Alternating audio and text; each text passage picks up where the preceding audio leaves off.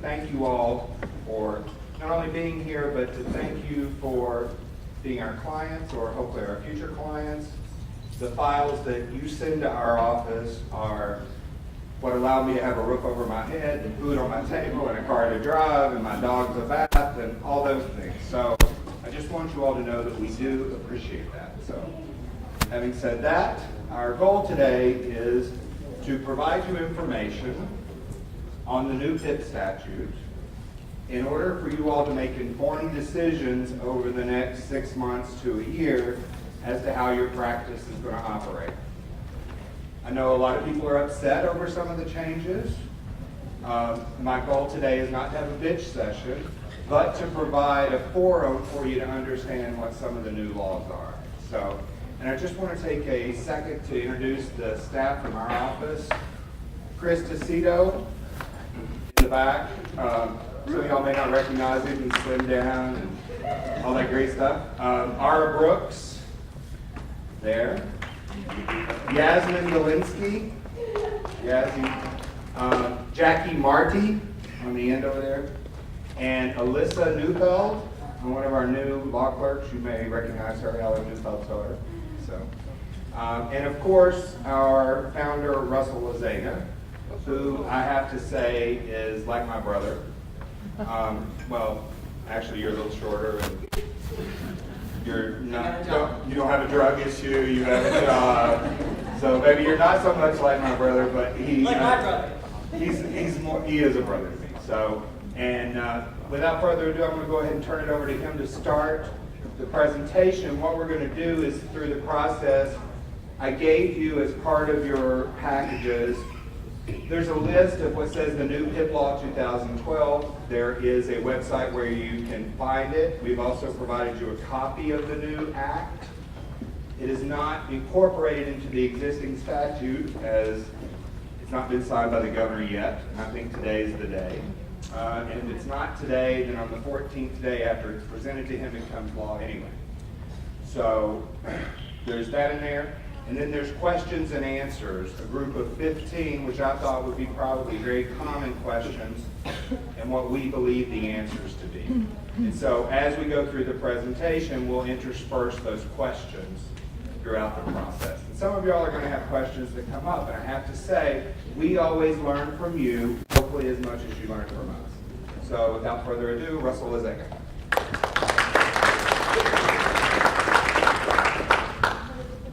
I want to thank everybody for being here, and I'm actually going to do something different than what JD said. For me, it is a bitch session because, quite frankly, having gone through the legislative process that we did, being up there as much as we were in the thick of this, and meeting with everyone from the CFO to the governor on it, we are ticked off. But what I want to also turn this into is an explanation of how we can survive under this system and how to turn a bad thing into something good. And there are some positive points in this statute, and we're going to hit them. The first thing, though, is always shameless self-promotion. And a couple of y'all, most of y'all I've known for many years, several I have not had the pleasure of meeting until today. By way of background, my name is Russell Lazaga. I have a 15-attorney insurance litigation boutique representing about 400 and some odd medical providers across the state, including close to a dozen hospitals, emergency transport providers, chiropractors, acupuncturists, physical therapists, MRI centers, you name it. We also write the main legal textbook on Florida PIP laws, about 5,000 copies in print, and the main legal textbook on Florida work comp law. Something different that we've done is basically put together a team of different insurance experts to help in the insurance collection process. Just briefly again, I mentioned we're a 15-attorney firm. We're in Tampa, Orlando, Dania Beach, North Miami, and Tallahassee, and cover the entire state. AV rated, we've been doing this for 15 years. A couple things that we do as well, the most important factor, most of you probably already experienced, we have a team of now close to 15 to 20 people, including 2 dedicated attorneys that actually go back through accounts receivable, 5 years, looking one by one on site through those files. In some facilities like hospitals, what we actually do is get a HIP independent contractor agreement and hire the hospital's own people There are always people looking for an extra day's work or people getting cut back that are good employees. We actually hire their own people to go through and collect their AR on our dime, and we do it without charging a fee in probably 95% of the cases. The insurance company is responsible to pay our fees on top of the recovery. That said, in total, we've collected well over $20 million doing this. Now, down to business, which is confused about the new PIP law. Few key changes that I wanted to hit. Just first, the highlights and the lowlights depending on your perspective. We've all heard, and I apologize if the print is a little too small, non-emergency PIP capped at $2,500. Well, we see in the newspapers, now there's a $2,500 PIP unless it's an emergency. We're going to go into more detail about that because that $2,500 versus $10,000 difference is not as clear as the newspapers are making it to sound.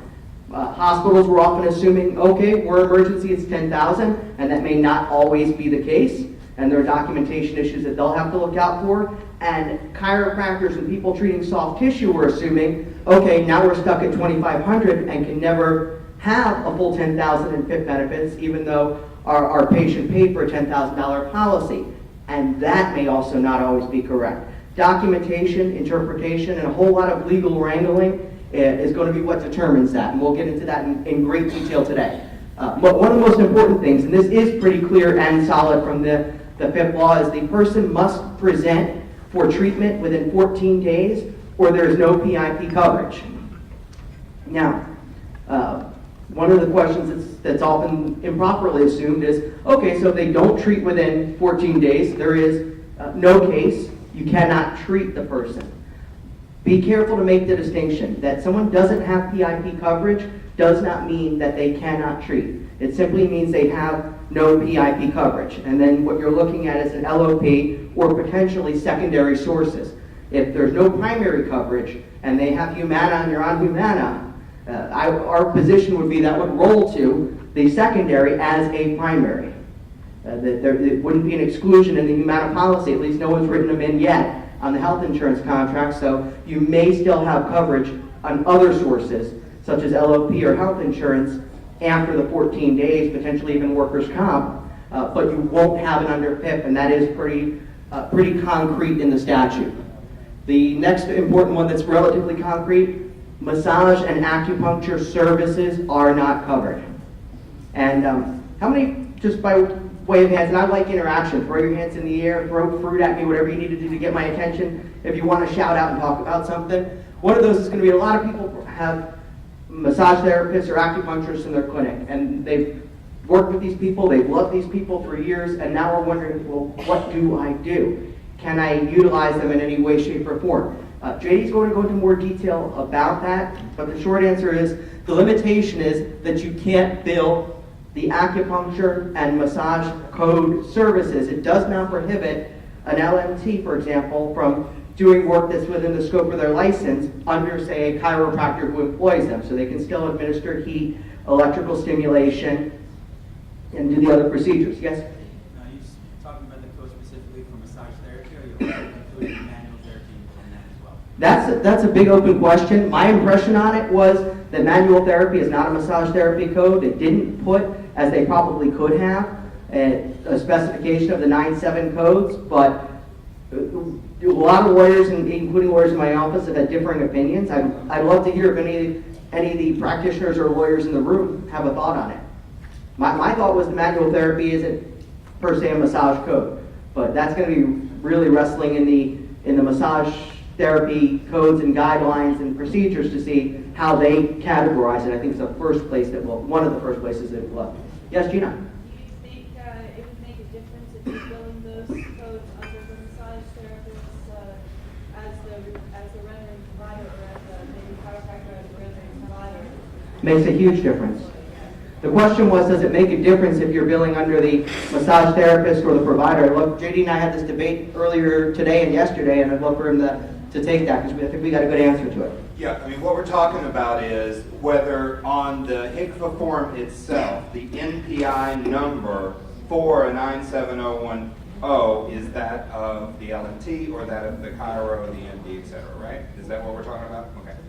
I think that it can be under the Cairo who's rendering the service. And we'll talk in more detail as we move through, but the statute says that LMTs and acupuncturists may not be reimbursed under PIP.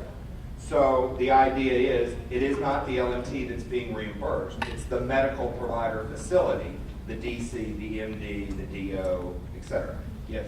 What if the DC is a licensed acupuncturist? If the DC is a licensed acupuncturist, they can certainly render services within the scope of their DC license. However, they will not be able to bill as for acupuncture services itself. So they can't be reimbursed for the acupuncture service they provide? No, the statute says no matter who the provider is.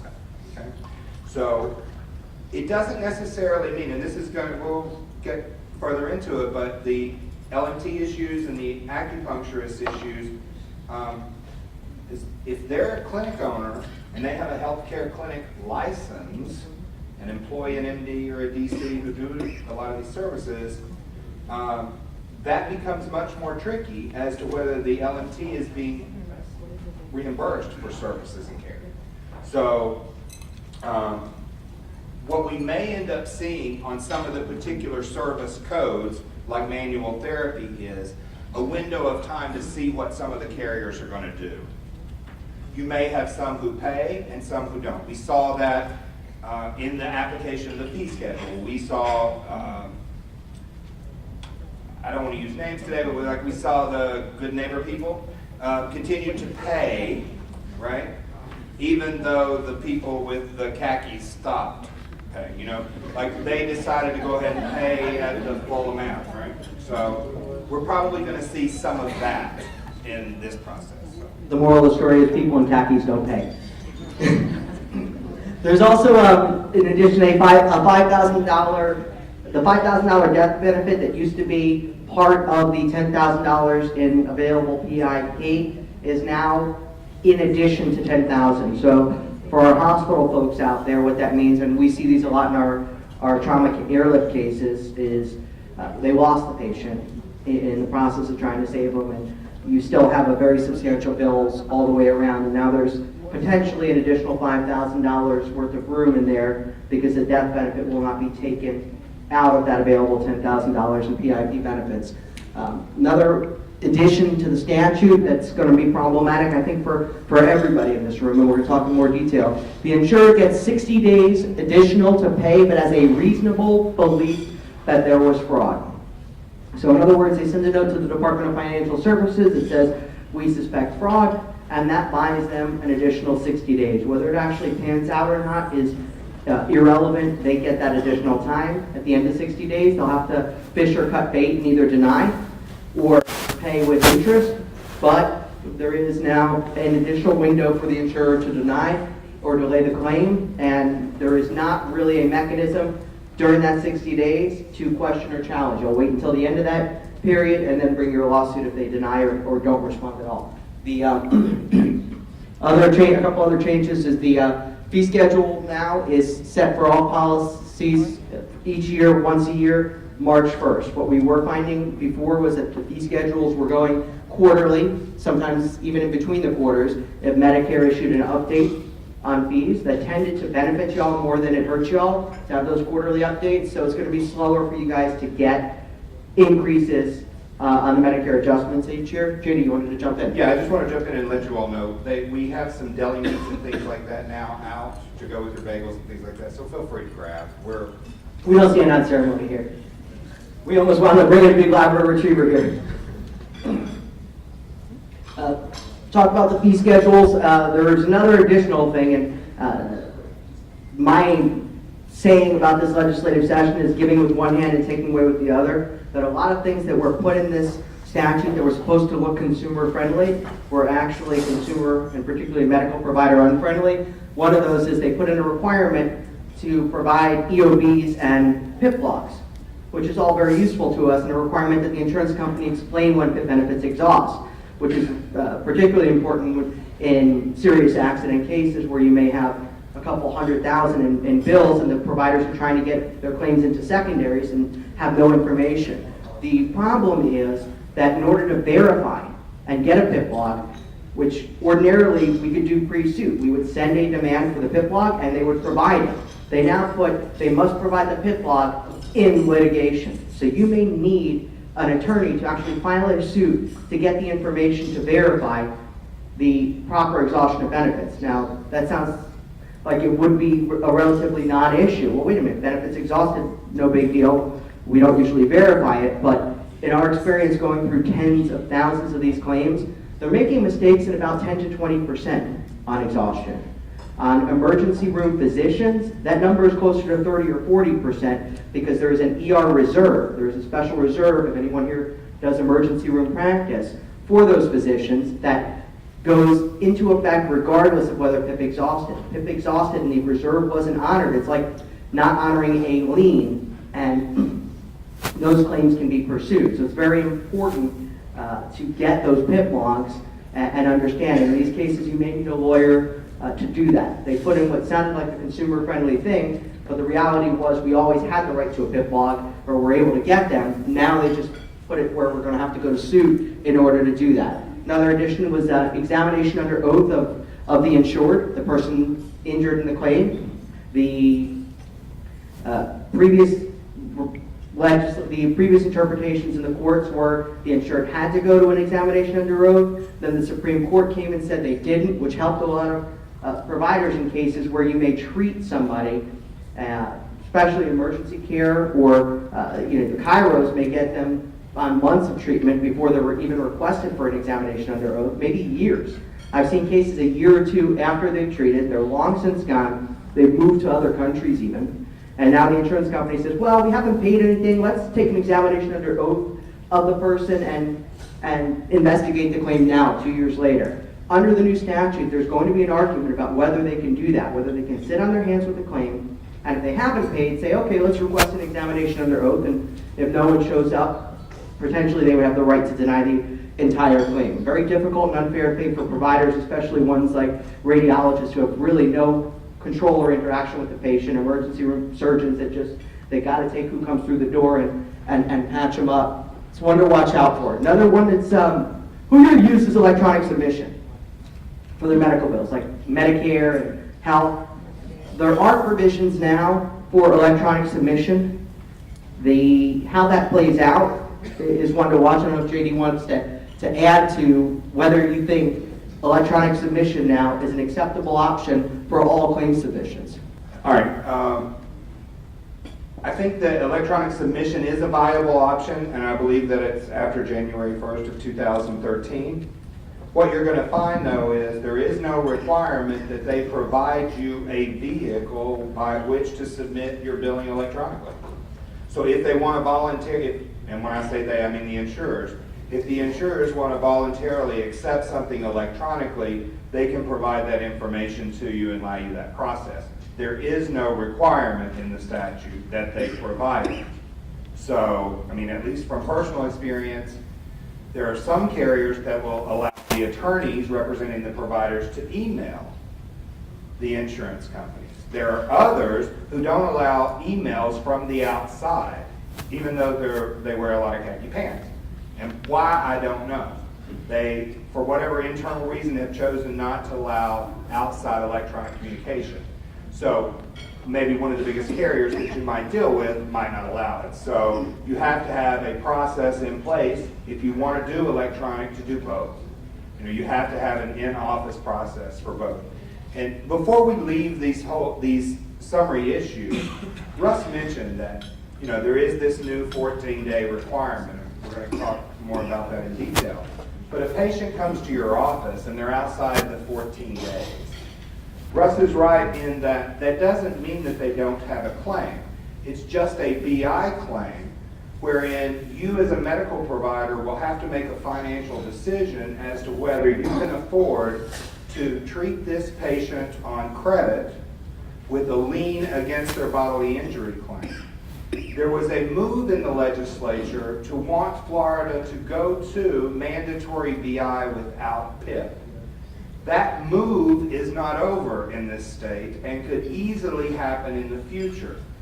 I think we can view this portion with the $2,500 potential limit or the current $10K as a way for providers to get a mix of business, a mix of knowing that I'm going to get some payment up front from PIP, but also starting to accept those BI-only payments, or patients rather, who are being treated on credit. Even though you're going to build up your receivables over time, it may be a way to bridge yourself into working in a state that is nothing but BI without PIP.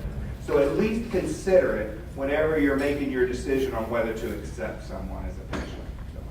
And just to add to what JD said, mandatory BI was and will continue to be a very big item, a shadow hanging in the distance here, because there are a lot of interests that would get together to push that through. And the discussion has been that this PIP battle is not over, and it may come back as soon as next session, because the insurers are feeling like they didn't get what they wanted, and are also requesting further clarification on the emergency medical condition. And obviously the providers and attorneys are unhappy with the status of the law, as are some of the hospitals now realizing that they got the short end of the stick when some of their interests signed off on this. And everybody's talking about coming back. So everything, repeat, everything is potentially on the table next year. Just on electronic submission, one thing I will tell you, because it's going to save a lot of people a lot of time and money, some companies are not going to put that mechanism in place and may have to be forced to. But one thing that we do, we've also, besides being plaintiffs' lawyers, we've trained and taught insurance companies in PIP how to set up their claims departments and help them run claims departments, and can tell you that a lot of the smaller insurers, particularly for the larger providers, will probably be open to the discussion if you ask to set up electronic submission with them. You'd be surprised how many are already on electronic anyway and are having to scan these documents, so you may get more receptiveness to that idea than you might expect. So it never hurts to ask, especially the small companies. Last point is just there's extended licensure and exemption provisions for PIP that providers are either going to have to be licensed or exempted, and there are going to be potentially some documentation requirements to submit. We're going to talk about the debate about whether it's required or not with your PIP claims to show you're either a wholly physician-owned facility or a licensed clinic. This is one of my favorite cartoons. Ex-lawyer will work for millions. And the question is, are we all out of work? What's left? I know that's what brought close to 100 people here today, is what is left. And the first question is, there's still a PIP if they treat within 14 days. There are still secondaries to add to that, even if they don't treat within 14 days, or even a bodily injury claim if they don't treat within 14 days. The issue of whether it's $2,500 in coverage or $10,000 in coverage is still open for debate.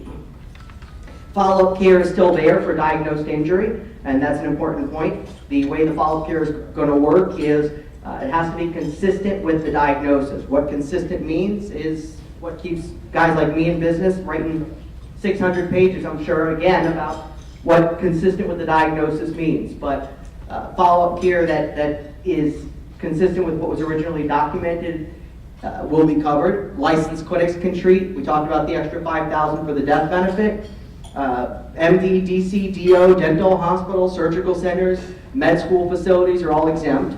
Another two important ones are your old claims are still collectible and the attorney's fee provision is still there. Well, what do I care about attorneys and their fees? That's not my problem. The reality is we are so interconnected in this process that may be one of the single most important things that was left in place for the medical providers. As many of you know, the current look back, and they've been trying to shorten this for years, is 5 years to go through your old accounts receivable. And obviously, there are firms like mine and several others that have huge teams of people that go one by one through these old accounts. And the way we're able to do that without charging the providers any percentage of the recovery, any fees on top of what we do, is that the insurance company is required to pay a penalty of 10% plus interest usually to the attorney, in addition to what they owe on the claim. And if they don't pay that penalty and that benefit to the provider within 30 days and a lawsuit is filed, then the insurance company owes usually several $1,000s in attorney's fees on top of the claim if they were wrong. So those attorney's fees are a tremendous incentive, because again, the way that process has worked for those of you who haven't had to engage in PIP suits is you bill your claim, they have 30 days to pay. If they don't pay within that 30 days, you have the right to have your attorney file a pre-suit demand letter, and they will have 30 days from receiving that letter. Let's say they owe $1,000 to your chiropractic facility, Kathy, and you send your attorney sends a demand letter out. The attorney's being paid separately. You're owed $1,000. The insurance company has 30 days to pay $1,000 to Kathy's facility plus 10% penalty, $100, plus statutory interest, which is about 6%, now 4.75%. So another $40 or $60 to the attorney, $140 or $160 to the attorney, $1,000 to the provider. No percentage of the recovery is taken by the attorney to the provider. And if the insurance company doesn't pay that within 30 days, that's a clock that starts a meter running, and the attorney files a lawsuit, then the insurance company, if they are wrong, will owe, usually starting about $2,500 and up in attorney's fees, and that clock keeps ticking at about $400 per hour. And so there is a very strong incentive for insurers when they receive those demands to settle it in that pre-suit period. So keeping those attorney's fees in place has kept the teeth in your ability to pursue your collections in place. There was a question, yes? Yes, I'd like to know, how do you approach on precisely that, sending the demand letters on the patients that there's different sets of billings, so there'll be different sets of times where things are over 30 days. Do you generally wait till the patient's done with treatment to then file that PIP suit, or do you do them per billing? Great question. The question was on demands, if they're ongoing treatment, do you wait until the conclusion of treatment, because that could go on for months or years and you're still not getting paid on what you started? And the short answer is, generally we'll do them as they go, as long as the provider is accurate and keeps sending us updates. That's the most important thing. We won't know without your information that the patient came back for another 6 visits. And so it's important to just continually update the attorneys on what additional treatment is accrued. But it's usually a good idea, because otherwise you could be waiting interminably. And the other thing is, once we say get them to pay on that first set of bills, that usually frees them up and has them start paying and clearing coverage on the remaining bills. So it helps your entire claim process move a lot more quickly.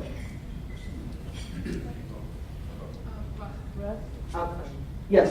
Just, you keep mentioning 30 days, but it sounds like there's potential now for it to turn into 90 days. It is, and we're going to hit that. They'll be able to delay it for an additional 60 days if they file that notification. And we don't have much of an answer for what to do in response to that other than wait. Well, what I'll say to that is, there is a 30-day response requirement once a demand is submitted. The demand may not be submitted until the bill is overdue, including any additional time they'll have with this 60-day thing. So if they've given you notice after January 1st that there's a fraud issue, now they have an extended 60 days. Your treatment was from January 1st to January 15th, and you submit it, and they get it on the 29th of January, they're going to have an additional 60 days beyond that to respond. So if you kick out your demand within a month, it's not going to be timely. It's going to be invalid because the bill was not overdue. Potentially. Are there going to be specific issues to be analyzed in order to determine the possibility of fraud, or is it going to be a free ride for every insurance to just apply it by their bank? I'm of the free ride opinion. Now, there are general provisions in the insurance code about reporting fraud improperly, but it actually calls for the insurance company not only to send you a notification saying they suspect fraud, but they have to turn it over to the Florida Department of Financial Services to investigate theoretically. But the backlog that you're going to get, I think what's going to start happening is, I started out my career in DFS at the Department of Insurance, working company regulation. I know how they work. They're going to start backlashing once they start getting bombarded with these things, and you're going to start to see an initial wave of everything turned over for fraud just to buy time, and then the state, because they have to get copied on these reports and open up a file, coming back to the insurance company saying, you're killing us. And then how about if I immediately hire you as my attorney, saying, can you fight this possibility of fraud payments? You wait to 60, and at the expiration of the 60 days, they have to either fish or cut bait. They have to deny it or pay it with interest, and you're going to find a lot of them paying it because interest is 4% and change. It's nothing. They'll pay it with the interest and just drag it out. So basically, you can see a patient for 90 days before you even know if you're gonna get paid for them or not. Correct. Potentially. Potentially. More than that, really, if you add in the additional time for mail and demands and everything else. One of my favorite cartoons, I'm a struggling actor hired by your insurance company. Your policy doesn't cover a real doctor. And that's kind of the fear we've got. What do they cover? What don't they cover? We talked about claims where no treatment, what they don't cover, claims where there's no treatment within 14 days, acupuncture massage codes, claims for non-exempt unlicensed clinics, services outside the initial diagnosis, and again, we talked about consistent with the initial diagnosis is going to be a very open-ended question. We're hoping that especially the ER docs that have very little time, they have to deal with emergencies, to get all that documentation of every single complaint, but it's going to become more and more important to do that. The service must be done, ordered, prescribed, supervised by MD, DO, DC, or a facility meeting the criteria. An important one, chiropractors. This is an old one, but it's still out there. Chiropractors, under your administrative regulations and statutes, you cannot work for a non-physician, a non-DC, DO, MD. Just be aware of that. I know there used to be a lot of chiropractors that were working for non-physicians, and that could potentially create a problem. Okay, unless you work for a licensed healthcare clinic who has an MD as the medical director. Which would be working under an MD. Good clarification. Services not covered by Medicare or workers' comp are still not covered. So if you've got codes, there's been some issue with laser therapy, for example, low-level laser therapy, and whether it is or isn't covered and what code would allow it. That issue is still out there. What they do cover, therapy, diagnostics, evaluation, surgery, follow-up care, if presenting within 14 days, though there are going to be Medicare and NCCI limitations that might potentially apply. And this affects everyone from the chiropractors and MDs to the hospitals. Typically, for example, hospitals were straight 75% of their usual and customary. That's still in place. There's still 75%. But the insurance companies may potentially apply limitations that Medicare has. The statute says they can't apply utilization limits, but they can apply the coding and CMS requirements, the modifier requirements, and potentially the NCCI. It's going to be a big question. Is it a utilization limit or really a coding provision? Yes, there's a question? I'm sorry. Yes, I have a question. Within the $2,500 initial cap, is the diagnostics included or is it exclusive of that dollar? Okay, JD. They work on these damn questions for nothing. All right, so under number 7, the last part of the question, probably on the 3rd page, ask the question, are diagnostic services included in the $2,500 cap for benefits? And my answer is yes. As they would likely be considered follow-up services and care under subparagraph 2, and then I'm directing you to the lines of the statute that we provided you a copy of. So I do believe the diagnostic services would fall into that. I also have to tell you, during the debates in the legislature, the talk was that it wasn't. But in the end, what language we got, my opinion is it is included. Translation, these legislators don't even know what they're voting on. Yes? What if the policy has Medicaid? Does 14 days still apply to that? Good question. It depends on what the language of the policy is. The people with the khaki pants who write a lot of MedPay, their policy, at least currently, says that if it's not payable under PIP, it's not payable under their MedPay policy. And how about the $2,500 limit? Well, if you combine the PIP, let's say, and remember, and we're going to talk about this as we go through it, I don't know if we're getting close to it, but when we're talking about the difference between the 10K and PIP or the 2,500, what the new act says is there has been a determination that there is no emergency medical condition. So if in the medical records somebody has written, why would you, that there is no emergency medical condition, those words, because it's not defined in the new statute. Don't do it! The no emergency medical condition is not defined. How do you get around that? So- when they go to the ER, so the ER's objective is simply to do triage, determine if they're able to be outpatient or inpatient. by definition, most of the clients on soft tissue are gonna get outpatient treatment. So Very true. how are they gonna get around that ER discharge and that no control as a provider? Well, there is a definition for emergency medical condition. So if they are in a hospital setting and the hospital doesn't use those magic words, emergency medical condition, there's still been no determination that they have an emergency medical condition. One of the other questions is, what if I go to a medical provider within 14 days, I don't get a diagnosis of an emergency medical condition, which is really what we're talking about. Could I then go to an MD, a DO, for a diagnosis of an emergency medical condition? And I do believe you can under this act. There's no requirement that it occur on the initial. So you may have a documentation issue in that the hospital made a determination that it's soft tissue. But the definition that we'll go over of emergency medical condition leaves open, I believe, that a soft tissue injury could qualify as an emergency medical condition when we talk about limitations to bodily functions. Is range of motion, which is a soft tissue injury, is that something that could be characterized within the definition of emergency medical condition? And I kind of think it can be. So, did I answer that? Okay. Oh, I'm sorry, we got another question? Right here, yes, ma'am. That needs more peer review than IMC and IME? Well, that's, one of the questions I had here too is, when we're talking about these determinations of emergency medical condition, EMC, right?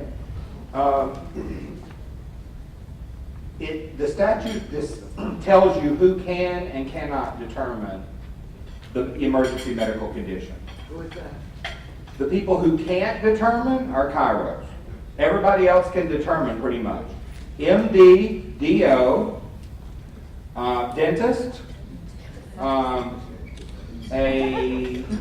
nurse practitioner, or a physician's assistant under the direction of an MD. Those persons can make the determination of the emergency medical condition. Chiropractors may not. So, it doesn't say in the Act that the emergency medical condition must be determined by a treating provider. So what if there is no determination of emergency medical condition in the records submitted to the insurance carrier? So they submit those records over to their peer review doctor, who then gives an opinion that it is determines that it's a non-emergency medical condition. And that's where some of the fight's going to be. Yeah. You got an MRI done, it shows a herniation, meniscal tear, and also a bulging disc. Is that an emergency condition, or we don't know? We don't know. It's going to be, well, can we get to the slide with, or go ahead and do your Yeah, slide. it's a quick one. Doc, can you see the problem? I'm afraid so. It's the insurance company standing between the physician and the patient. Which slide were we trying to get to? This is the one you're talking about. 14 days. Insured must 14 days to seek care or no coverage. Insured must seek care with an MD, DO, DC, dentist, emergency transport, or hospital within 14 days of the accident, or no PIP coverage, even if subsequent emergency condition presents. Chiro can do an initial but can't declare EMC. That's important. It's also important about if someone doesn't go to one of those listed physicians within 14 days and subsequently presents even at the ER with a serious emergency, life-threatening, there may be no PIP coverage. Again, it doesn't mean that they can't treat for the claim or injuries or make a case against the at-fault person. It is going to create, I know there are a couple attorneys out here who do personal injury. Question of is there a threshold or setup? If you've only paid $2,500 in PIP or emergency medical coverage, can you have a $10,000 threshold or setup in your bodily injury case? Which I think JD hit after. I know you wanted to talk about who or what is an emergency. Let me see if I can get to the slide. Hello, Federal Emergency Medical Agency. I'm out of here. Which is what is an emergency medical condition? When is it and isn't it? That's the slide you're looking for, JD? EMC definition. Okay, so what is an emergency medical condition? I listed it in the questions under number 5. If you look in the statutory or the act that we provided you the copy of, it's lines 632 to 639. So here's what the definition says, and again, it's up here too. I'll give you a second to find it, but this definition goes into effect January 1st of 2013. Okay? Emergency medical condition means a medical condition manifesting itself by acute symptoms of sufficient severity, which may include severe pain, such that the absence of immediate medical attention could reasonably be expected to result in any of the following: serious jeopardy to patient health, serious impairment of bodily function, or serious dysfunction of any bodily organ or part.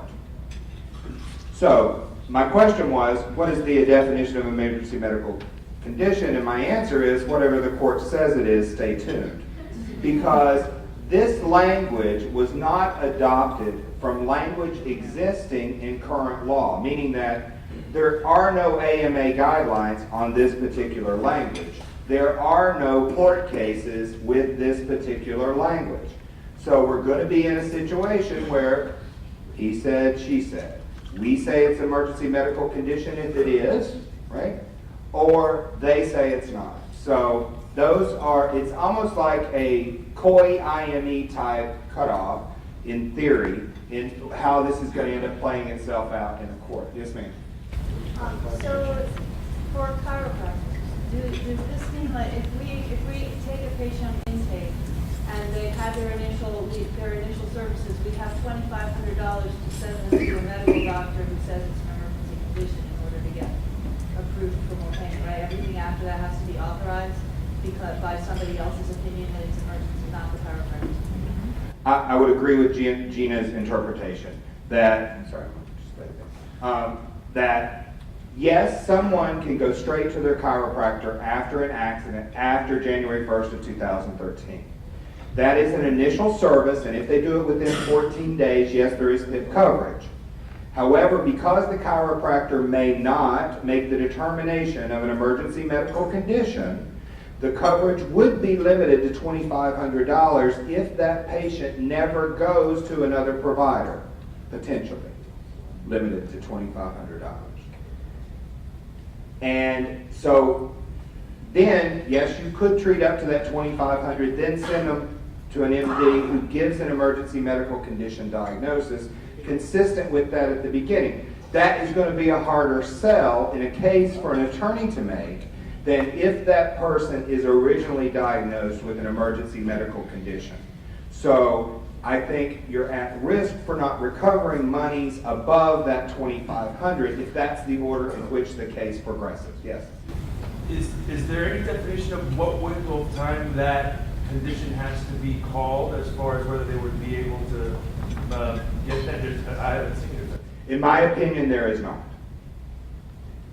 So they could potentially have treatment for a month or two and then that determination is made and they would still be eligible for the full benefit? Yes, I believe so. I just think it's more difficult. It makes it more difficult for the processors of the claims who are going to look at it and say, well, this person was never diagnosed with an emergency medical condition. I've authorized within the system at the insurance company within the little box $2,500, not $10,000. Part of the problem, JD mentioned this doesn't come from the AMA provisions or even PIP or any other insurance. I believe this is actually pulled from the federal anti-dumping provisions that really, it's kind of like taking a square peg and trying to fit it into a round hole. They've taken a definition meant to deal with something completely different and try to apply it in PIP. Yes, Joe? What's going to happen when the IME docs start finding no emergency medical condition? JD has that in his questions. Yeah, it's the same thing as if they send it for a peer review, right? Because these provisions, which talk about who can make the determination of an emergency medical condition, and let me just direct you to it so we can go through the language so that it's clear. It's question number 4. What if the patient sees a DC for an initial service within 14 days of the accident? Can the patient then receive a determination that they have an emergency medical condition sometime thereafter? And my answer is yes. There is no requirement that the determination that a patient has an emergency medical condition be done at the initial treatment of care. And then here's the provision in the statute, and it's lines 743 through 749 of the Act, okay? And I'll just read it to you. Reimbursement for services and care provided in subparagraphs 1 or 2, which are initial and follow-up. 1 is initial, follow-up is 2. Up to $10,000 if a physician licensed under Chapter 458, which is an MD, or 459 DO, a dentist licensed under Chapter 466, a physician's assistant licensed under either 458 or 459, or an advanced registered nurse practitioner's license under Chapter 464, has determined that the injured person had an emergency medical condition. It doesn't indicate that that determination is solely by a treating provider, what I talked about before. So there is the potential, right? So one of the things that if you turn to, and then, so the secondary thing is, okay, question number 7. What if the patient is determined to not have an emergency medical condition? How much PIP coverage is available? $2,500. See line 751. Reimbursement for services and care provided in subparagraphs 1 and 2, initial and follow-up, is limited to $2,500 if any provider listed in subparagraphs 1 or 2 determines that the injured person did not have an emergency medical condition. Yes, sir. So I guess the real strategy becomes, as a clinic, you want to eat up to $2,500, but if the insurance company gets an IME stuck in the first 2 or 3 weeks, like the grade C do all the time, so they're going to all start doing it, and their MD says no emergency medical condition before Cairo actually kicks it out to an MD, they're screwed, because the first stamp on the case is no emergency medical condition. Well, I still think there is an argument that can be made. Tied up in a PIP suit. Yes, that is correct. You're behind the 8 ball. Correct. Your payment will be limited at that point because they've made that decision. But also, let me tell you, a carrier who has finality in their mind that they're not going to pay out any more than $2,500 is not going to pay, excuse me, $350 for an IME to protect itself from paying out $2,500. And even if they do, and this is important, because I'm seeing this as the litigation that's going to be clogging us up for the next several years. I'm anticipating more lawsuits than I ever had in my life from this. It solved nothing. I was on the phone with an 11 hospital district group today and yesterday about this, and the question was, well, wait a minute. If they send it to a physician who says no emergency, can they start cutting us down to $2,500? And the answer is they're going to try, and the hospital's response is going to be, especially with a $15,000, $20,000 bill, same thing with my MDs, my surgical groups, is going to be send it to the lawyers and litigate because it's a difference between $10,000 in coverage and $2,500 in coverage. And again, the attorney's fee provision is still in place. So it gives them the access to counsel to engage in those fights. So we're looking at a long, heavy battle, and if the original IME litigation, some of us have not been doing PIP since the dawn of time, but you go way back to the original PIP litigation, one of my former defense lawyer friends said, we used to argue the IME was it. It was final. It was unchallengeable because it says you may request this exam, and if you get it, it's done. And the courts uniformly rejected that when we talked about an IME in general PIP litigation. So the feeling I have is that nothing has changed. Nothing in this statute is going to change that philosophy. It's still a battle of doctors, one doctor versus the other, and you bring your action. And the more serious and the better documented your injury is, the more likely you are to have that 10. And that's what we lawyers are going to be doing around the clock. Okay, we talked about a determination that someone has an emergency medical condition, and 10K, and we talked about somebody that has a determination that there is not an emergency medical condition, is $2,500. All right, so look at question number 8. What if there is no determination that the patient either has or does not have an emergency medical condition? How much PIP coverage is available? Very tricky question. I like the way you're thinking. It appears there is no requirement in the law that a patient be determined to either have an emergency condition or not have an emergency medical condition. As such, there is the potential that no determination will be made, right? They see an MD who doesn't say anything about emergency. They see a DC, doesn't say anything about emergency. The bills go into the insurance carrier. Nobody said emergency. Nobody said not an emergency, which is what's required under the new statute, a determination that there is not an emergency medical condition in order for the cap to be $2,500. So I think, certainly from our office's perspective, we'd ask the court to turn to the policy of insurance to determine what benefits are available, and would argue there would be 10,000 in available benefits.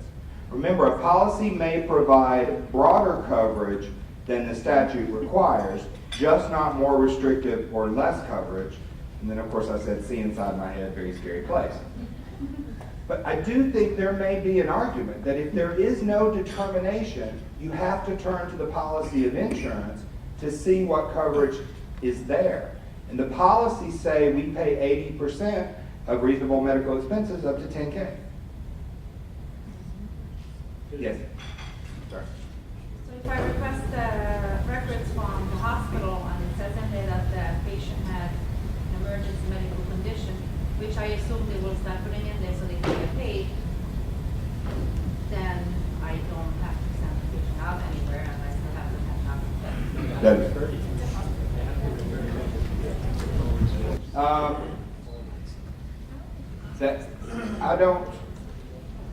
I don't think there has to be the referral in order for there to be the 10K. Yes. In the situation where an insurance company is writing a policy specimen with this reform in mind, and their language stipulates that the benefit will be up to 10,000, and it requires the emergency medical condition to achieve the 10,000. If that emergency medical condition is not met or given, then it defaults back to 2,500. My argument would be that that policy is more restrictive than the statute. The statute doesn't say there has to be a determination of an emergency medical condition for there to be coverage. It says, if there is a determination of emergency medical condition, there's 10K. If there's a determination of a non-emergency medical condition, there's 2,500. So if they put that limitation in the policy, my argument would be that that is more restrictive than what the statute provides for. Therefore, they cannot do it and they owe the 10.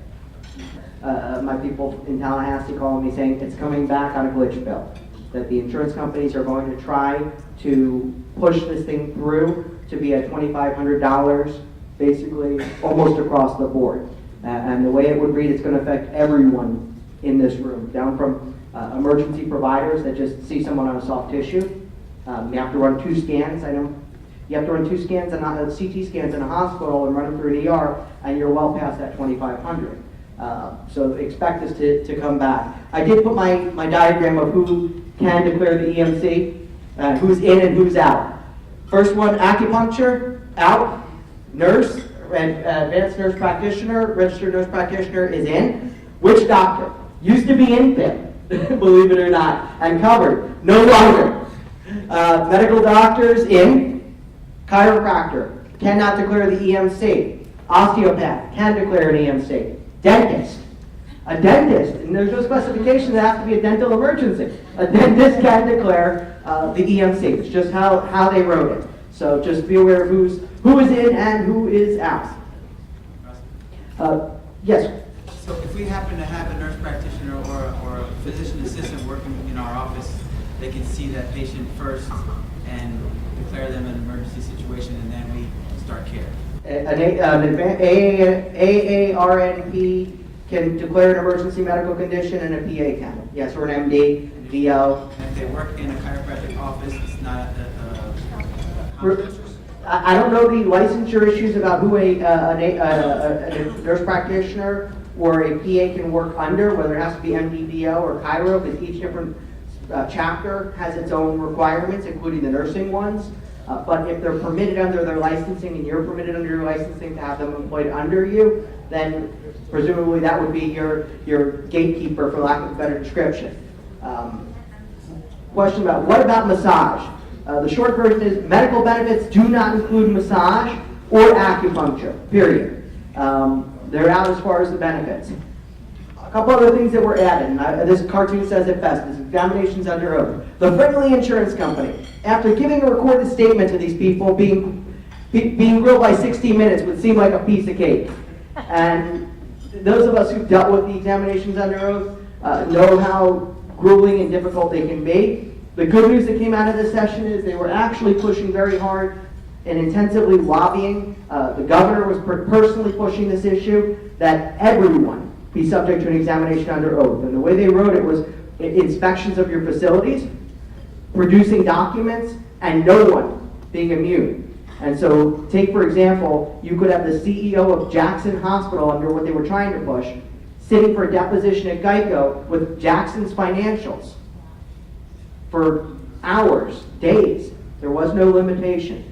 That luckily got killed and pulled after much opposition, but what is left is the injured person, the insured actually, or omnibus insured, which is someone making a claim under someone else's policy for their injuries, now will have to sit for an EUO. And there are time questions. Under the old existing laws, the insurance company could not request the examination under oath if they were already in breach. After 30 days, they've had the bills, they were late, they've already breached the contract and denied the claim, then they couldn't request the examination under oath. The new statute has language calling it a condition precedent. Now, how that plays out in the big picture isn't clear, but expect insurance companies to be taking these at any particular time. And so particularly for radiologists who have very little physical contact with the patient, diagnostics, Sergio comes, he does an x-ray, he leaves, and that's all you see of the patient. Months later, it may be the request for an examination under oath that affects his ability to get paid for that particular service, and these people may be long since gone. The reason they may not show up for an examination under oath is it's been months, they're claiming that their case is over, and they are now in some other state, some other country, some other address. So be aware that that's out there, it's going to be litigated. The short answer is we PIP lawyers have been litigating and dealing with those issues for years, and it's going to be a lot of the same old litigation that we've had. How slow can they be to pay? Rejected claim. Under the new law, the insurer can delay the claim an additional 60 days if it is a reasonable belief that it's fraud, and it has to notify the insured within 30 days. It also has to report to the Department of Financial Services. I think we hit the low lights, and the biggest question mark on that is what qualifies as a reasonable belief that there's fraud? The answer is, who knows? There's no independent, objective means to qualify that. It is just the insurer's reasonable belief. So the short version is, if they decide to aggravate the insurance commissioner and aren't worried about getting them too hot over in Tallahassee about filing too many of these, then you can delay your claim for an additional 60 days. What the large print giveth, the small print taketh away. Policies are now going to include the fee schedule, and that's important. How many of y'all have been dealing with since 2008? Because that's when it goes back, January 1, 2008. Your claims want to be paid at either 200% of Medicare or 75% of the amount you billed. You either took it a minimum, probably a 25% cut. Some of you saw that number be as high as 40, 50% on some services. The basis of those reductions was an amendment to the 2008 PIP statute that effective January 1, the insurance company may limit reimbursement to 200% of Medicare for outpatient and other services, 75% of usual and customary for hospitals, and no reduction for emergency room physicians. It's usual and whatever the usual and customary is. Many of you probably already know and are involved in and have seen probably tons of resolutions and settlements on these reduction cases, because the short version is, since 2008, January 1, 2008, the insurance companies, by and large, most of them, have messed up these reductions. They never actually changed their insurance policies. So you have a statute in one hand that says the insurance company may limit reimbursement to 200% of Medicare or 75% of the hospital's usual and customary. And then you have a policy that hasn't changed since 2001 that says we will pay 80% of the reasonable charge for these services. We've now had 3 District Court of Appeal decisions, and we were involved in these cases, that have all consistently said if the insurance company didn't update its policy, which most of them did not, then they are liable, they cannot apply the reductions. And so what we found when we hear about this flood of litigation, it's not about fraudulent claims, it's about miscalculations. I use the same buckets of money because I have now one of those kind of a stolen U.S. postal bucket that the postman's been letting me hang on to for a while. And they're filled with $200 and $300 and $500 reductions that they took either 75% of the usual and customary for hospitals or 200% of Medicare that are now getting paid because the insurance companies go back years later and look and say, oh, what happened? We didn't amend our policies. Several to this day have not amended them. Again, all 3 decisions came down somewhere in the end of 2011 and the beginning of 2012. So up until that point, what we've had is 3 years of insurance companies in the court system fighting and saying, no, we don't have to amend our policy, no, we don't have to amend our policy, we're not going to. Now that they've lost it in November and December and January of this past year is now when they're finally amending. So we have 4 or 5 years worth of look back on reductions that we're finding. Those are still in place. But under the new statute, one thing that will change is the insurance companies are going to have to, it's expressly mandated, put it in your policy or you don't get it. And so you will see these insurance companies now change over their policies to apply these reductions. You'll also see them start applying what we talked about before, which was the Medicare, other Medicare limitations like HOPS, OPS, NCCI. Whether they can or can't apply them is going to be something the lawyers are going to litigate about, and feel free to email us, call us. We have what we call the BAT line. On those cards are my email. I check every single one of them every night and in the morning before I go off to work and answer questions just like that. Hey, I've got this claim, they apply these reductions. Can they do it? Do I have a case? And we're answering those questions. Question, when is it 80% and when is it the fee schedule? If the insurance company's amended its policy and waited for the policy renewal, then that fee schedule may apply. The problem again, more often than not, far more often than not, they have not amended the policy or did not wait for the policy renewal and started applying the reductions right away. Where we saw, how many people, when this law, the first law changed, not this one, but the one in 2008, January 1, 2008, how many people got Happy New Year from State Farm, we've cut your bills 40%. They did it on January 1. And what the courts have said is, that policy wasn't issued when that person bought that insurance policy. They bought it before the law even changed. There was no law allowing reductions in place.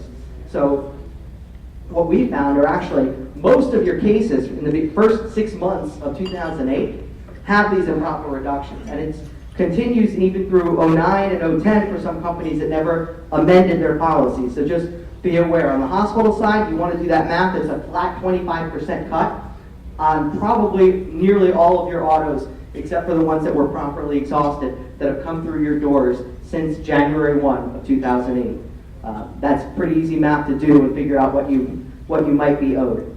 The fee schedule lawsuits, this is what the case actually said. When the insurance policy provides greater coverage than the amount required by statute, the terms of the policy will control. Simply indicating that the insurer would pay in accordance with the law as amended is insufficient to place the insured on notice of its intent to pay less than 80% of reasonable expenses incurred as stated in the policy.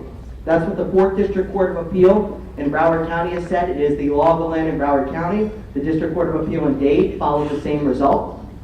So we've got now 2 District Courts of Appeal, which bind the entire state until some other district says different. But right now, and for as long as probably until Supreme Court says so, the law in Broward, the law in Dade is they have to put it in their policy or they don't get to take those reductions. Now that you're a doctor, learn to think like a lawyer. And that's one of the, actually my favorite cartoon because I think it says what medical practice has become. In order to even try to make ends meet and get reimbursements through the door and get the collections through, you have to understand these changes, and hopefully we're trying to get it in plain English, but also utilize a team of people and resources to help for each different specialization and issue. JD, I wanted to pass over to you too. I know you had some of the other Q&As that I did want to try to give you an opportunity to hit because there were some valuable questions about the new statute as well, and then I'm just going to give a few helpful tips. Question. Yes. Regarding the definition of EMCs, have they gone as far yet regarding what CPT codes they will accept that will already pre-qualify as CME? There's nothing that's going to, in the statute that says a code will trigger the emergency medical condition provision. It's definitely not code-based. It's going to be documentation-based and fact-based, and that's important for particularly again, primary care providers, emergency providers, is to make sure that that's in your medical record, that there is an emergency if you've got an emergency, or you're going to not have the coverage you need to treat that patient. Yes? Still confused. We as chiropractors, if we see the patient first, we cannot determine the EMC, then we are writing it. Are we stopping then the clock for the 14 days? Because if then we have this indication in a month, that 14 days is obsolete. The requirement that someone attend an initial service within 14 days of the accident can be with any provider listed in paragraph 1, which can be an MD-DCPO. So it only requires that they see an initial provider within the 14 days. It does not limit the time frame in which the person is determined to have an emergency medical condition. The problem that arises is that if an insurance carrier doesn't see that determination of emergency medical condition early on, it's going to slow down the processing of the claim and delay. Yes, I'm sorry. Go this way and then back. I've been to a couple primary care offices, and they do not want to do PIP. They don't want to go in for second opinions and things like that. They want to be thrown out of their offices. So they actually just filed their health insurance, Medicaid, Medicare, Blue Cross Blue Shield, whatever it is. So it never gets to the PIP side. So how do we go about saying that, look, this patient actually was there for the 14 days, even though you never got the claim? Well, there is no requirement that now that I think about it, in the provision, there really doesn't seem to be a requirement that the bill be submitted. That they just have to have this initial date of service. So to me, that I would certainly make the argument that qualifies as the initial date of service. I'm the chiro, they come to me afterwards, I get the initial report from the MD and submit that. That secondary, that follow-up should have a referral though, just to be clear. Yeah. But then, Dr. going back onto that hypothesis of a patient going to an MD now having the bill submitted to the PIP insurance, if they are going to mention why the symptoms arrived and their notes, if somebody asks them. A lot of times they just kind of dismiss it, say, okay, you've been in an accident, it's just like a notation. Listen, it'll be a diabetes, you'll have blood pressure. Okay, we'll give you some Percocet for that pain since you can't sleep. Go on. So they won't ever put that the auto accident was the reason for that. No. It might indicate on the HICPA's auto accident, yes or no. I guess is your question. They won't do that though, because then it's related to the insurance company. They want that private process and Then that one may very well roll over to an LLP. Would I at least submit it to see about reimbursement? Absolutely. Gina? This is something that was kind of glossed over a couple times, and I just want to make sure I'm not seeing something that could be really detrimental. When it says other Medicare CMS requirements / NCCI may apply, are we referring only to the fee schedule and bundling of codes, or are we referring to utilization of services? Because all modalities by a chiropractor, all exams, all x-rays are not covered by Medicare. Okay, no. We are only talking about a payment limitation. It clearly says utilization limits may not be used. So they may not limit you to, no, they may not use those utilization limits. Now, there have been courts in Broward County which have found the application of NCCI, not allowing one code billed with another, that is a utilization limitation. So you're going to see them try to apply that. You can't bill 98941 with a 97014 or whatever their criteria is. 97112. Right. all the So- reason you can think of. Right, so we would then go and make the argument that that is a utilization limit, therefore not permissible, et cetera. Yeah, I'm sorry, sir. Just curious, out of curiosity, is there a deductible still applied to the $2,500? Yes, yes. But the payment of the 25 is above the deductible amount. So you may have $3,500 in medical, well, we're talking about the application of the fee schedule. We go back. You may have a $5,000 medical bill where the deductible is applied and then the fee schedule is applied, and that comes out to $2,500. And let me just tell you, that is the order in which it should occur. The deductible should be applied before the application of the fee schedule. Okay? At least there are some cases out there that say that's the case. And I want to be clear for everybody. You know, we have 3 different dates within this new act that different provisions take effect. Okay? So, number 1, we have July 1st, 2012. Okay? So, Section 18 of the Act on the last page says, if not otherwise specified, this goes into effect July 1st, 2012. The sections that have specific provisions that we've all been talking about, the cap of $2,500 for non-emergency determination, or $10K for an emergency determination, for no longer payable for massage therapist or acupuncture, all those provisions are January 1st, 2013, not July 1st of this year, okay? So there's a good 5-6 month window between now and the time that massage therapists will not be reimbursed or massage will not be reimbursed under PIP. Okay, so make sure you have those dates clear. Yes, sir. Just a clarification on something you said earlier. If the patient sees the MD initially, you could bill the $10,000 worth of service and not have to determine that there's an emergency medical condition and not have to say anything of that nature. Now, if it sees the chiro, after the $2,500, you would have to see an MD, then the MD would have to determine that there's an emergency condition in order to continue to treat, correct? Well, the only time that the cap of $2,500, as it's written in the language, and this is what would be my argument, is that the statute specifically says it's capped at $2,500 if a determination is made that the person does not have an emergency medical condition. So that if it's never made, then my argument would be that there's $10,000 in coverage. For chiro or MD, it wouldn't matter. My fear is that maybe the insurance company would interpret it that way, but they would send it for a peer review or an IME who would make the determination that it's not an emergency medical condition, which would cap coverage at $2,500. Make sense? Oh. Yes, sir. Yes, sir. I'm sorry. If somebody has an accident in June of this year, Okay. and his policy was renewable on May of this year, Okay. does that mean that after July, all this goes into the same hospital that day? If you're renewing it, then you're... Right. It's going to be, my argument would be that the provisions that go into effect in July are effective against policies that are written or renewed after July 1st of 2012. The provisions that go into effect January 1st of 2013 are effective against policies renewed or written after January 1st of 2013. So my mistake, if I see the patient in August and the policy was renewed in August 1st, that means I'm subject to the $2,500?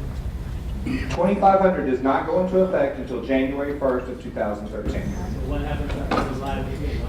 No. The $2,500 cap or the emergency medical condition determinations or massage therapist out, none of that goes into effect until January, yes. What about if you purchase additional med pay? How does that work? It's all going to be policy driven. Okay, so for what I said earlier was the people in the tan pants, the khaki pants, their policy does say that their med pay limits they do not pay anything other than what PIP will pay. Basically. We do not pay anything that is not payable under PIP, is how it reads. So in that case, then their MedPay policy after January 1st of 2013 would follow this law. Remember when we went through that whole thing with the Medicare fee schedule as to whether they put it in their policy and what dates and the retroactive application and all those other things you kept hearing about, that was really about the legislature using the word may, right, and making it permissive, and that in order for them to take advantage of it, they need to include it in the policy. This is very different. There is an incorporation provision in the new act which says this act is incorporated into policies. It doesn't mean that they're incorporated into existing policies, because to me these absolutely do affect substantive rights under a contract. So it can't be retroactively applied, but it would, from the date it's effective forward, be applicable. Okay? Yes. I see on the fact that the insurance company has to notify you within 30 days if there's a certain crowd. That is correct. It's actually notify the insured. Insured, not the Providers. Providers. And it doesn't have to give the reasons or what they say is the fraudulent conduct. It doesn't give specifics about what they have to notify, other than to say we are putting the claim on ice while investigating fraud. But they don't have to tell us? There is no requirement in the statute that they tell the provider who's accepted an assignment. Except that you stand in the shoes of the insured.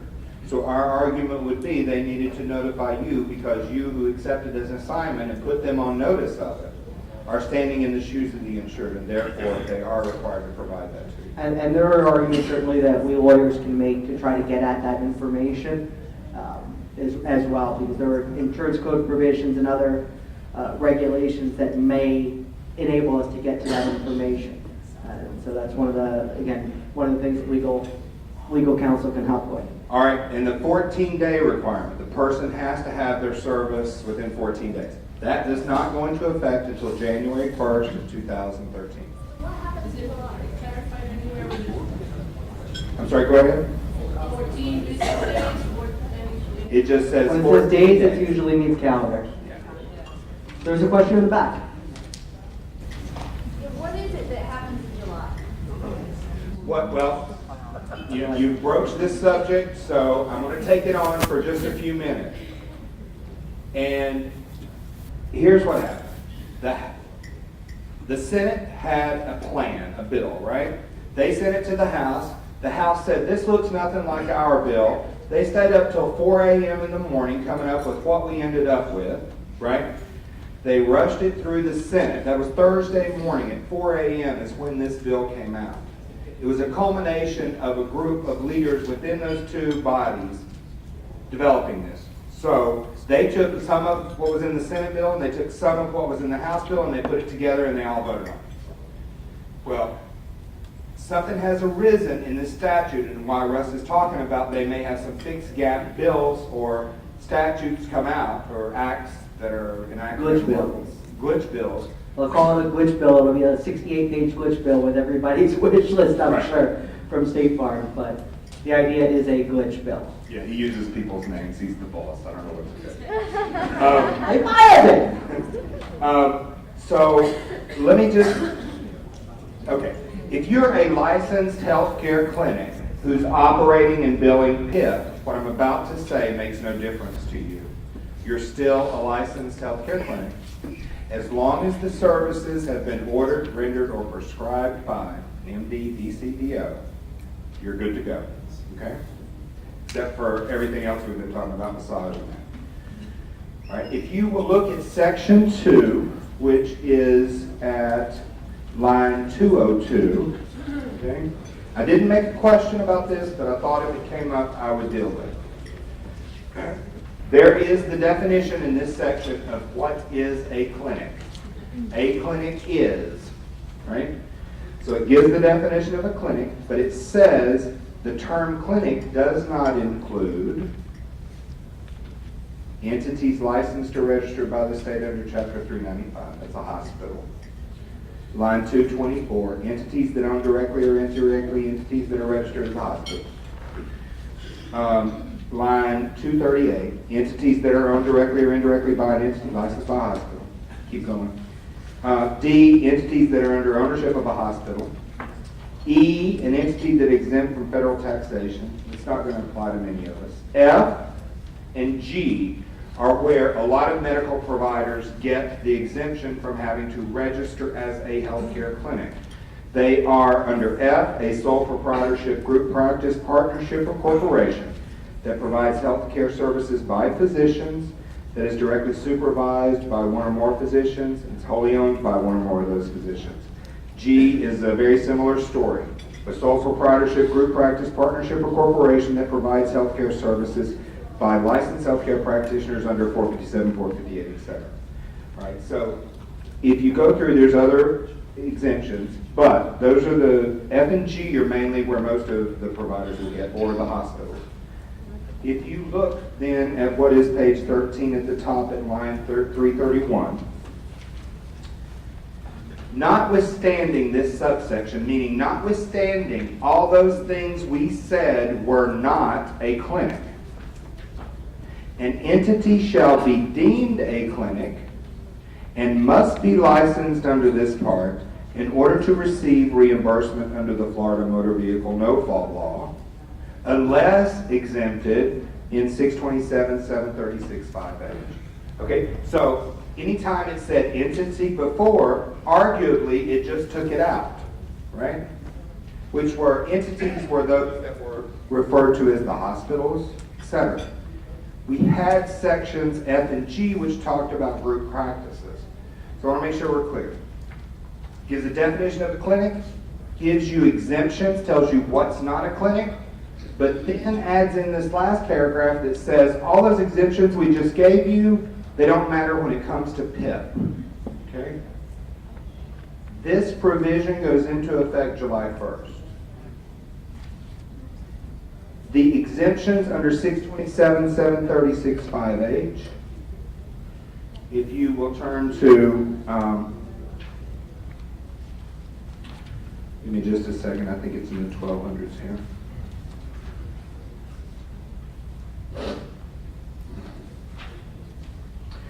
It's actually line 1330. Okay, this is 5H. As provided in 400.905, what we were just looking at. I'm done. Okay. An entity excluded from the definition of a clinic shall be deemed a clinic and must be licensed under Part 10. However, this licensing requirement does not apply to. So, clinic is this, clinic is not these things, clinic is these things, and then now another exemption under 5H. All right, so an entity wholly owned by a physician licensed under Chapter 458 and 459, an entity wholly owned by a dentist, an entity wholly owned by a chiropractic physician, these are all exempt. Here's the glitch.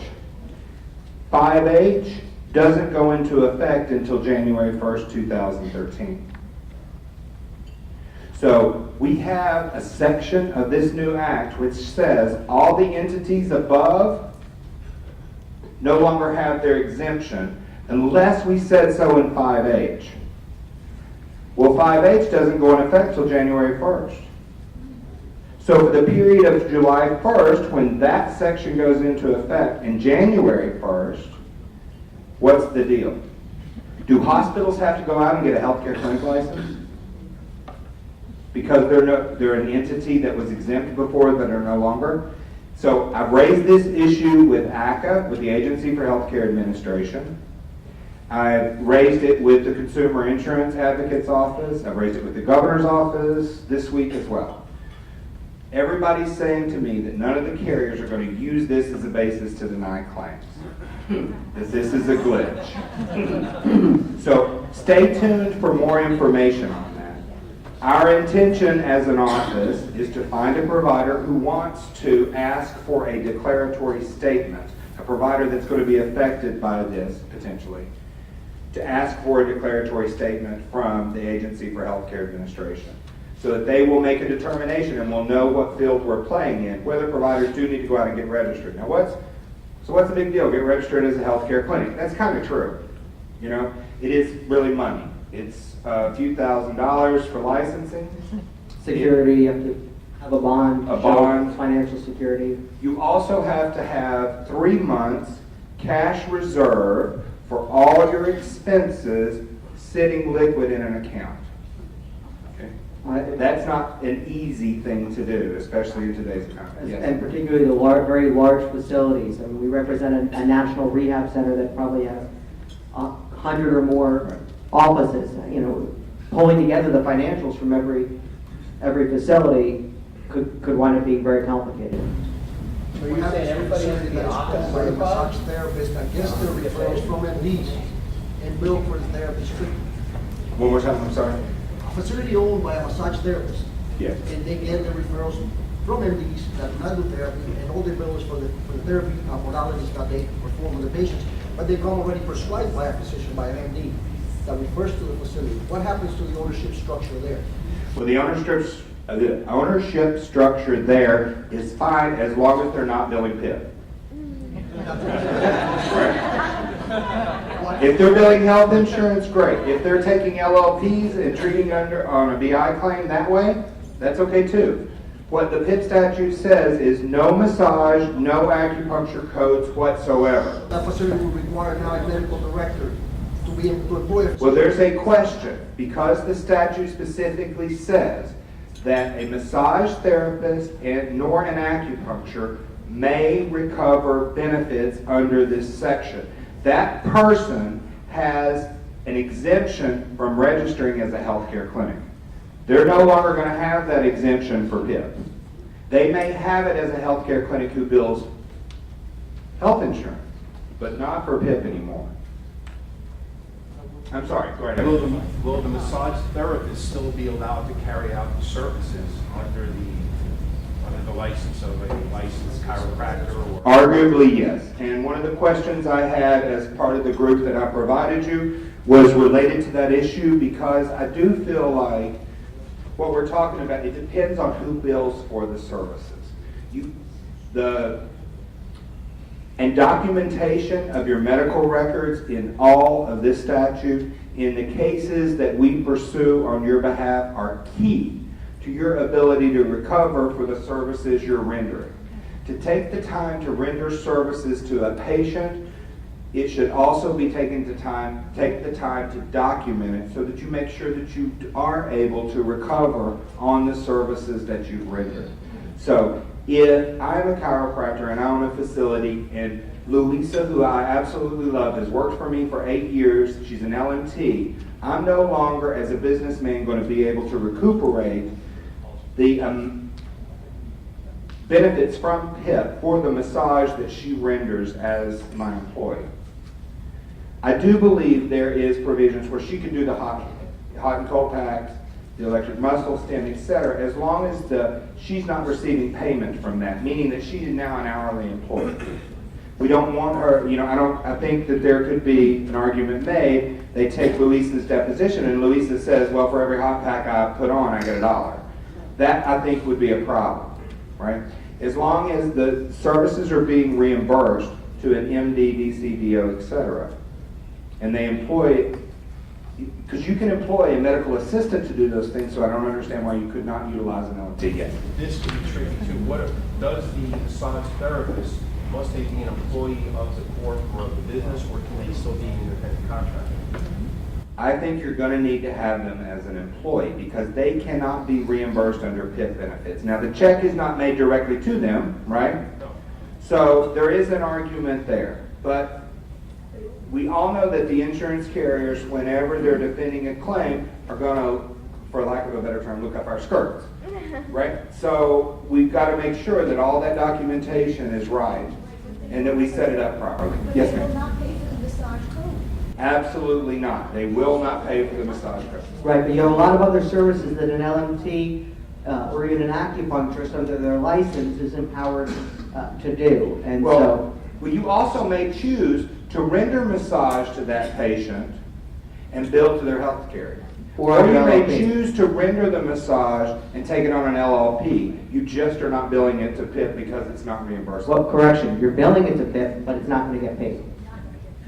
Well, Because you still would need to bill it within 30 days, or it's not compensable from anyone under the terms of the PIP statute. That never got removed. Well, that's true, too. All right, I'll agree with that. Yes, ma'am? So does the facility have to be, or has to have a massage establishment license then?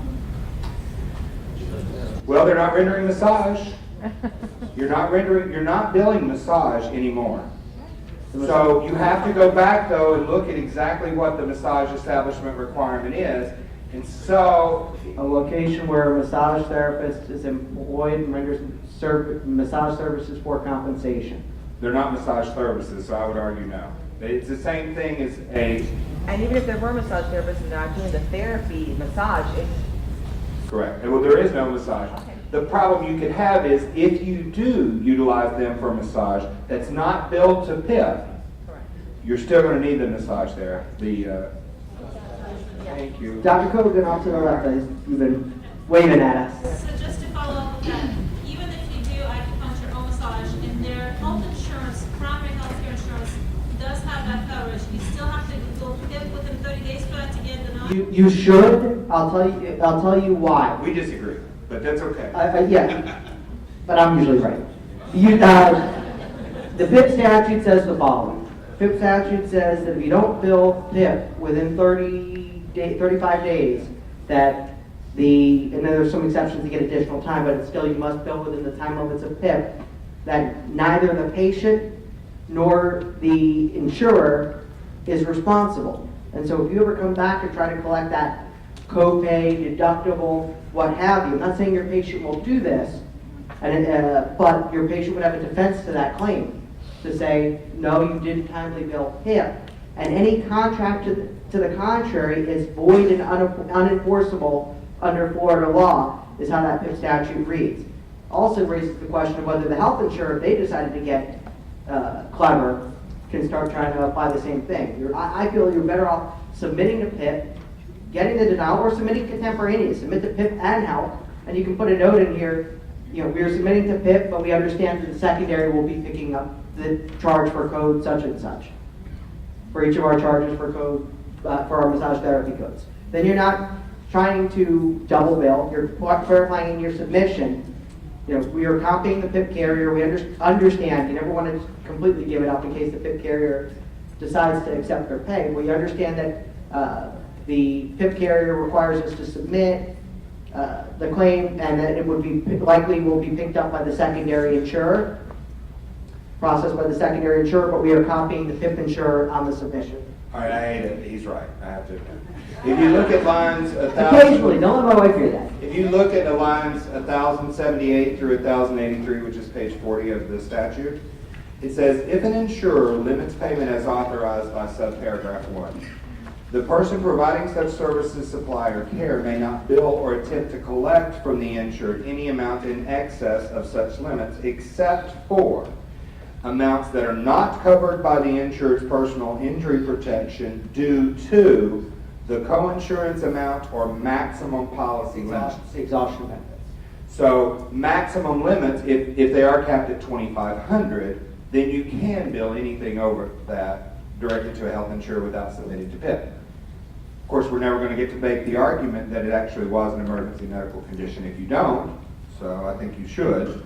So Russ is right in that services, the only time they're not paid or not is if it's co-insurance or maximum policy deductible, even if it's not payable. My little Jewish mother would say, why do you want the aggravation?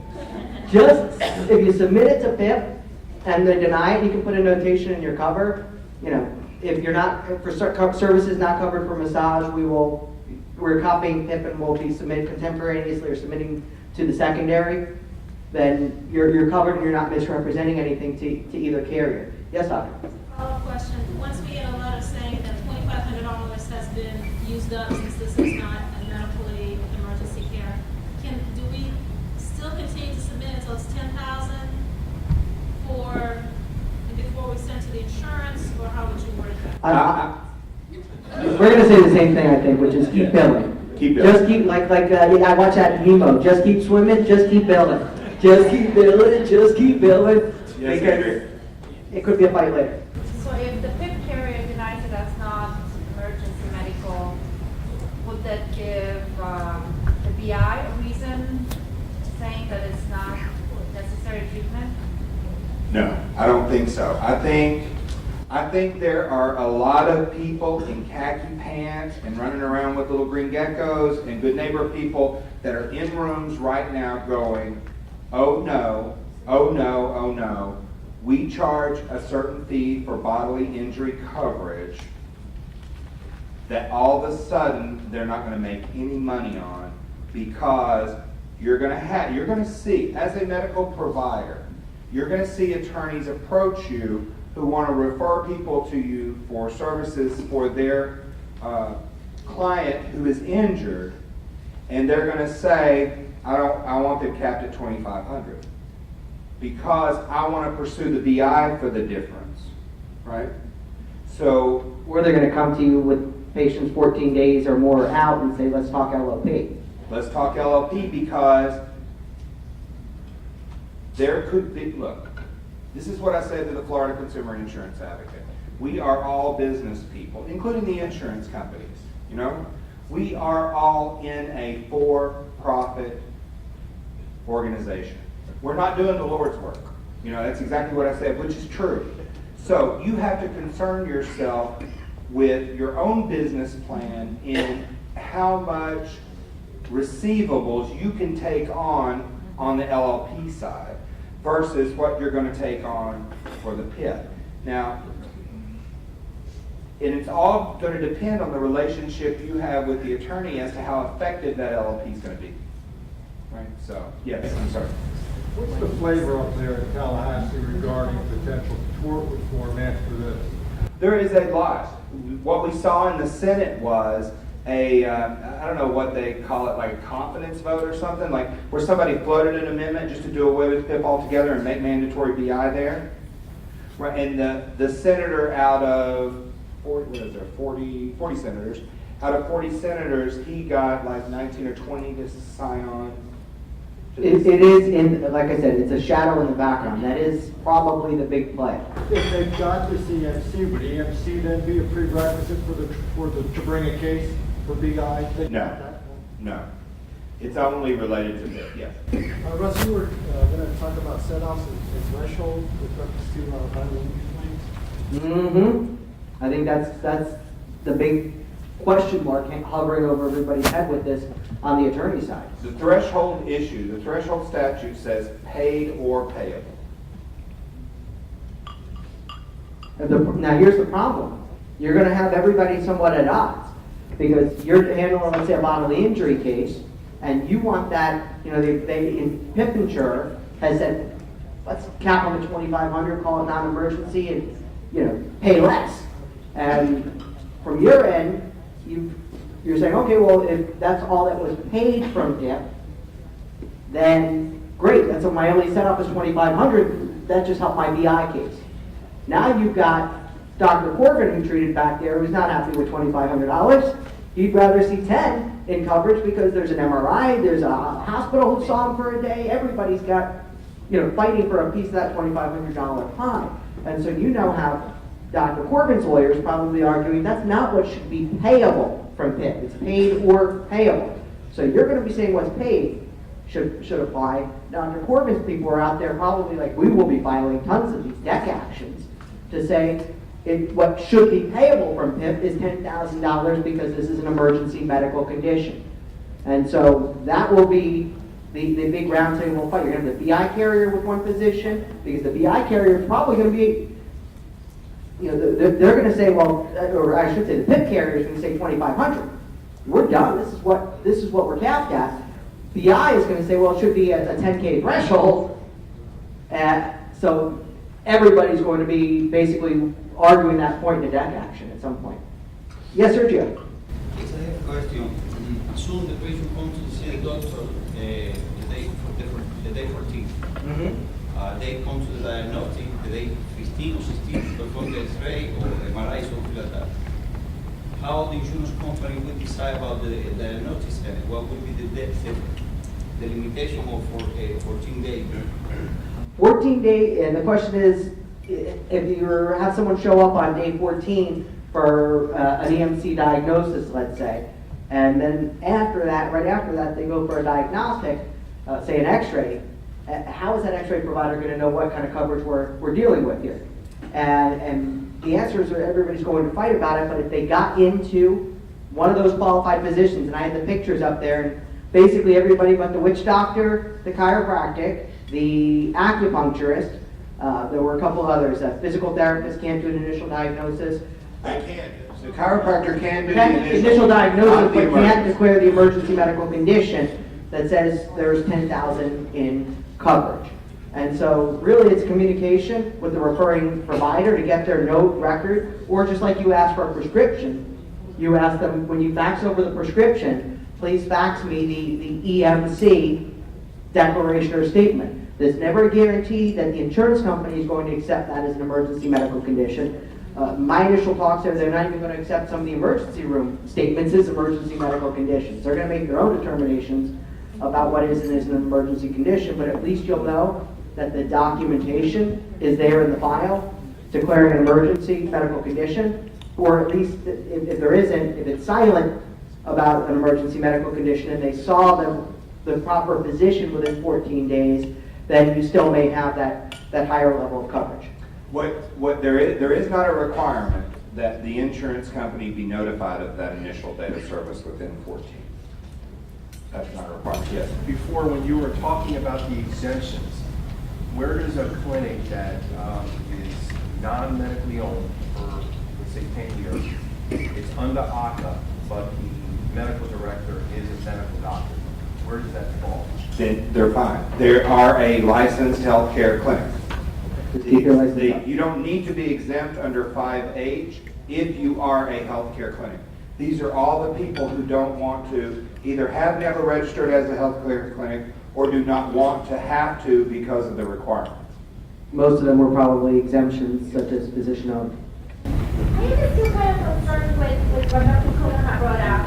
We have these patients that goes to an MD that doesn't feel like sending it to a PEP and changes the reason why the patient is in the system, and that's within those 14 days.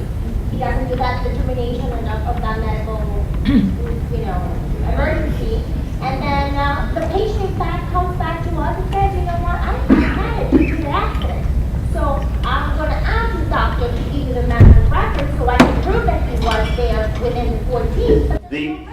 The follow-up services and care have to be consistent with the original diagnosis. So if that's the case, then you're out of luck.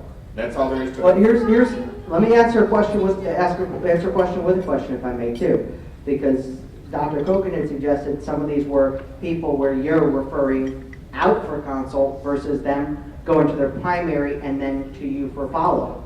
If you're referring out, that's a matter of shopping the right doctor, someone who's going to deal with the claim properly and submit to the right carriers and give you the documentation you need to do your part of the care. So that would be the optimum, that you're working together, not against each other. But if you have this patient that all of a sudden just happened to walk through your office, that had gone to that amazing doctor that didn't want to bother. It's going to be adapt or perish for a lot of those doctors. Okay, we got 5 minutes left. Are there Question back here, Joe. Yeah, just from your guys' gut feeling, I mean, obviously, we all work together, so every patient that comes through our door is going to get an EMC diagnosis. So I don't think there's anyone in this room that's not going to have an EMC diagnosis. That's a guarantee. What's your gut tells you that they're going to react starting January 1st? Are they going to deny them across the board? Well, I think what they're going to look at are, you're going to see carriers who are taking more pictures of the vehicle, whether they have provided comprehensive or collision coverage. They're going to sit down and get pictures of that vehicle. If it's a scratch and dent for $200 repair cost, then they are likely going to send that for a peer review or for an IME in order to establish that it was a non-emergency medical condition, and the fight is on. I'll add another question to that too. The statute doesn't say if you're going to do a peer review, and the insurer is going to argue that the peer review is the basis to declare no emergency condition. It doesn't have the same qualifications for those physicians as an IME or peer review doctor, and presumably they could literally employ an in-house physician to just sit there all day and stamp no emergency, theoretically, but that's what we'll litigate. So you think from a business perspective, we should expect 100% 100% of the cases are gonna be capped. No, I don't think you're going to. I don't think, you're gonna have some carriers who's gonna make the decision that they may pick up the phone and call you and say, Joe, listen, you know, I know you said this is an emergency medical condition, but Joe, it's a scratch on the bumper, work with me. You know, I'll give you I'll give you 4,500, and you'll have to make your If decision. you guys from RIC, go to negotiate your bills. We all know her. We know I love her. I love her. But she'll call to negotiate like that. Yeah, I'm sorry. The patient walks into my urgent care, and, you know, he has head bumps, you know, after the accident, and he thinks he's having a stroke. You know, I go out and take a test, I'm gonna go way over the $2,500. Now, and he comes out after all the exams, after the CT, after the MRI, he has a cervical sprain. Do they pay me even if the patient thought it was an emergency physician? I saw a case on that actually. I wanted to hit because a lot of this came from that federal anti-dumping, and there were cases that talk about it's not what your end result is, it's what the reasonable physician would do for a normal state patient, any other patient. The idea being you're not discriminating. When you talk about anti-dumping, it's about not discriminating on between your patients and giving a different standards of care to one group versus another. So that it's not about what your end result is, that he came out with a strain or she came out with a sprain strain. It's what's the appropriate procedure to follow to deal with that condition. So the answer is they would pay me past the $2,500 if it's not emergency? The answer is you have an argument, a strong argument to say that you should be declared an emergency condition with a 10K coverage. Not that they will do it. Those are two different things. What they should do and what they will do, I think, are going to be two different animals. Let's get over here and then. Yes. Still required to notify the insurance company within 21 days. You only need. Okay. The question was, are you still required to notify the insurance company within 21 days of you treating the patient? Well, you're not required to notify the insurance company within 21 days. You only have to do the notice of initiation of treatment if you want to extend the time in which you have to submit the first set of bills. So if you submit the notice of initiation of treatment within 21 days, you have a 75-day bill. That is absolutely still there, correct. All right, sir. So, for you, I spoke about the definition of the clinic. So it still have to be the VIP, the clinic have to be a clinic and also have to have a 3 years continuous license. That is one of the qualifications for billing if the services were not ordered, rendered, or prescribed by an MD, a DC, a DO. It's hard for me to imagine that a diagnostic facility would not have an prescription, a referral, an order from an MD, DC, DO. So as long as that referral is there or prescription for the diagnostic, then it's not going to be an issue. The 3-year requirement's not going to be there. Oh, no, no, for the diagnostic, I spoke about the clinic. Even the therapy, Sergio? Even therapy, etc. Ordered, rendered, or prescribed by a physician goes around the 3-year requirement. Correct. Anyway, if the physician is employed by a clinic, for example, this is a clinic, healthcare clinic, they have a healthcare License? They have to have a medical director. Yes. The medical director may be DO, MD. Yes. etc. They don't have to have 3 years No. limitation No. to bill to No. the insurance company. Absolutely not. Not if the service is ordered, rendered, or prescribed by one of those licensed physicians. Even if the licensed physician is not employed by the clinic? They have to be the medical director. Yeah, who's running the shop. Yeah, they have to be, as the medical director, they're responsible for all the medical billing. So there is a requirement for a medical director within the, even if you don't. There's a requirement for a medical director within the ACA license requirement. You must have, the services are being rendered because they've been ordered, rendered, or prescribed by an MD/DCDO. What if the referral is by an MD, but it comes from the outside, and that's someone that's owned or affiliated with? That's okay too. It doesn't have to be the same one. You're correct.